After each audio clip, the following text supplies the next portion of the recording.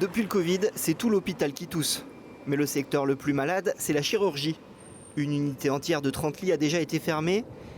Et lundi, une nouvelle organisation prévoit la suppression de 15 lits supplémentaires. Les premières mises en difficulté sont les infirmières spécialisées en chirurgie qui doivent s'adapter à de nouvelles pathologies. On est principalement concerné par les réorganisations puisqu'on nous demande de prendre en charge moitié de services de médecine et moitié de services de chirurgie. Alors quand vous êtes en médecine, vous récupérez des gens de toutes sortes, de toutes spécialités, où on n'a pas forcément les compétences, ça faut le savoir. Donc on se retrouve à prendre en charge des gens, on est aussi démunis devant les patients parce qu'on n'a pas forcément de réponse à leur donner. Les soins, on essaie de les adapter, mais on fait ce qu'on peut, on va dire. Si je vais m'exprimer un peu vulgairement, on fait des prises en charge de merde. Voilà.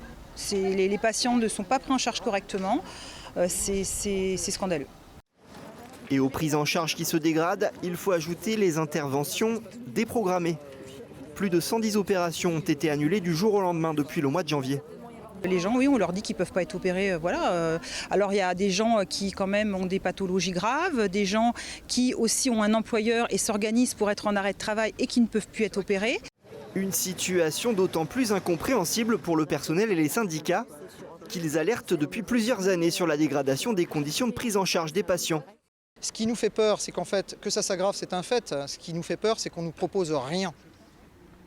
Rien. On ne nous propose rien, on a l'impression d'avancer dans le brouillard et qu'on va se prendre le mur.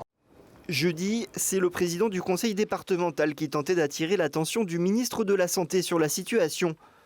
Au travers d'un courrier, il lui demande de trouver des solutions pratiques et rapides.